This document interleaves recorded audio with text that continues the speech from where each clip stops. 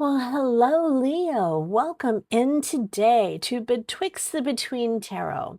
Today, our topic is going to be June 22nd through the 28th. See what's going to be coming up for you. Also, too, thanks for stopping in. If anything resonates, a like and a subscribe would be wonderful. I would appreciate it so much. All right, let's take a look and see what your energy is going to be like. Again, as I say every time, this is a general reading. Not everything's going to connect, but if it does, it's yours. Hold on to it. It's meant for you. Um, Looks like we've got a little chaos going on, a few decisions that you've had to make, things that have been hard for you to decide upon. And yeah, looks like it's been kind of a rough couple of weeks for you. Let's start off right now with things that are in the past. Let me move that cup out of the way.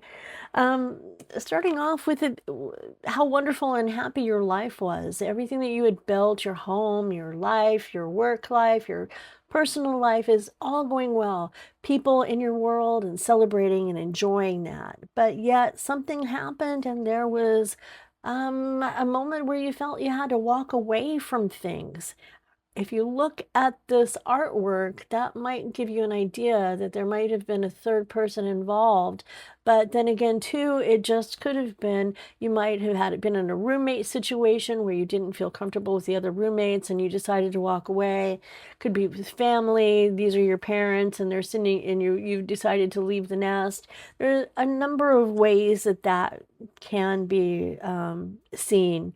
So we'll clarify as we go up a little higher. But working now, the current energy that you're dealing with right now is the Hierophant. And this is about dealing with conformity and social approval and the traditions that society places upon us. And maybe that might be something that either you are embracing or you are fighting up against, but it's leaving you at the point where you're wondering and you're having to make some decisions, but the decision fatigue is terrible. This is analysis paralysis in its finest form. You're not knowing which direction you want to go and weighing out every thought as it comes up and evaluating it before you make the move. Take your time. Don't rush into something that is not quite right for you. When I hold this card, I have butterflies and I feel a little anxious. So this is proving to be kind of an anxious moment for some of you, and it's a harder decision than you thought it was going to be. You didn't think it was going to be this hard, but it is proving to be a little bit harder than expected. In the future, King of Pentacles, a nice energy to have. The King of Pentacles is successful. He's a provider, good provider, accomplished, knows what's going on, and grounded in reality. So despite the fact that you aren't certain on this decision that needs to be made and you're feeling a little paralyzed by it, you are someone who is successful and grounded in what choices you do make. So although it feels hard now, it does lead to a more successful version of you. I like hearing that. That's a great thing. A lot of time you have spent putting things in order, getting ready for retirement, investments, perhaps saving for a home, a car, something big, but planning on something, but being patient and wondering if it's going to be worth it in the end. This could be just a card of being impatient and money not being attached to that. And that impatience and seeing that it isn't worth it may be what made you decide to leave this situation, to walk away from something that doesn't serve you. It could even be a job that you have walked away from, because there are two pentacles here. We'll see further on if this is going to be more job related than it is going to be just walking away from situations that are unpleasing for you. You have not only walked away from it, you have hopped on to a nice little cruise ship and are heading to the Bahamas. It's not, you're not sticking around for this. You're taking some time to walk away, to float away. Look at all of the rough water and the waves right here. Remember, in tarot, water is emotion. So those emotions are running a little hot and heavy and not comfortable for you at all. You always feel like you're on guard, waiting to be knocked off your feet and into the water. But look where you are heading. You are looking for calmer shores, a sea that doesn't have all of the drama involved in it. And that may be walking away from a relationship, a situation, a job, but moving into something that is better for you and feels better for you. This person here in the artwork on the card is your spirit guides. Your guides are with you, and they are making sure that you are safe and protected as you move forward into this new path that you're wanting to take. You are stepping away from all of this chaos and the stuff that makes you feel like you don't belong. I wouldn't be surprised if we didn't get a 5 of Pentacles here.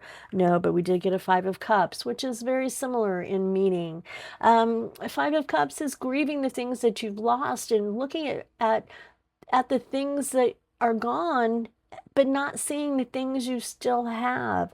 So you're dealing with that loss and that grief and the feelings that go along with it, and neglecting the things that you still have. I think we all do that. We do tend to focus more on the negative than we do on the positive. For years, I was a bartender, and I don't care how many people said how wonderful the experience was, but that one person who said I was too slow with their drink or whatever, that is what I took home with me for the rest of the day. Didn't matter all the rest of the good. And sometimes we can hold on to that. I don't mean to say stuff like that to turn it onto me, but just as an example of how that card can make you feel, where you can only see the negative and not the positive that we still have. A 4 of Cups is a feeling of being a little bored, or at that point where you just don't care anymore. I don't care what happens. I don't care. The apathy is pretty heavy and thick, and you wonder sometimes, is it worth it?